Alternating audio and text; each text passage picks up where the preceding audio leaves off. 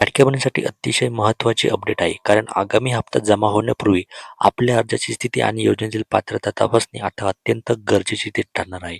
नमस्कार लाडक्या बहिणींनो, मुख्यमंत्री माझी लाडकी बहीण योजना पुढील हप्ता कधी मिळणार, कोणत्या महिलांना या हप्त्याचा लाभ मिळू शकतो आणि कोणत्या कारणामुळे हा हप्ता अडचणीत येऊ शकतो, याबाबत सध्या अनेक चर्चा सुरू आहेत. त्यामुळे आजच्या व्हिडिओमध्ये आज आपण हप्ता सुरक्षित राहण्यासाठी कोणत्या गोष्टी तपासणे आवश्यक आहे, हे अगदी सोप्या भाषेत समजून घेणार आहोत.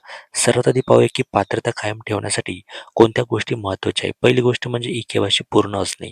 जर तुमची ई-के-वाय-सी प्रक्रिया पूर्ण असेल किंवा त्यामध्ये काही त्रुटी राहिलेल्या असेल तर तुमच्या लाभावर परिणाम होऊ शकतो. त्यामुळे सर्वप्रथम तुमची ई-के-वाय-सी स्थिती तपासा. दुसरी महत्त्वाची गोष्ट म्हणजे डी-बी-टी आणि एम-सी-आय मॅपिंग. योजनेची रक्कम थेट बँक खात्यामध्ये जमा होण्यासाठी तुमचे बँक खाते डी-बी-टी सक्रिय असणे आवश्यक आहे. त्यामुळे तुमचा आधार क्रमांकाचे बँक खात्याशी लिंकिंग आणि एन-पी-सी-आय मॅपिंग योग्य आहे की नाही ही तपासणी महत्त्वाची आहे. आणि तिसरी गोष्ट म्हणजे अर्जातील माहिती. अर्ज करताना नाव, आधार क्रमांक, बँक खाते किंवा इतर आवश्यक माहितीमध्ये चुकी झाली असेल तर अर्जाच्या पडताळणी दरम्यान अडचणी निर्माण होऊ शकतात.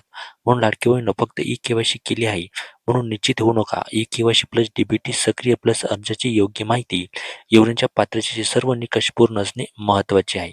त्यानंतर जुलै आणि ऑगस्ट महिन्याचा एकत्रित रक्कम मिळणार का, तर याबाबत सध्या अनेक दावे आणि निश्चित सोशल मीडियावरील पाहायला आपल्याला भेटत आहे. काही ठिकाणी 2 महिन्यांची रक्कम एकत्र जमा होण्याची शक्यता सांगितली जात आहे. मात्र अधिकृत शासन निर्णय किंवा अधिकृत घोषणेमध्ये रक्कम आणि जमा होण्याची निश्चित तारीख स्पष्ट होईपर्यंत ₹3042 किंवा कोणतीही विशिष्ट रक्कम खात्यात निश्चित जमा होईल असे म्हणणे योग्य ठरणार नाही. त्यामुळे अफवांवर विश्वास न ठेवता अधिकृत माहितीवर विश्वास ठेवा. नवीन माहिती आल्यानंतर ती नक्कीच तुमच्यापर्यंत पोहोचवता येईल. तोपर्यंत चॅनलवर नवीन असेल तर सबस्क्राईब करा. धन्यवाद.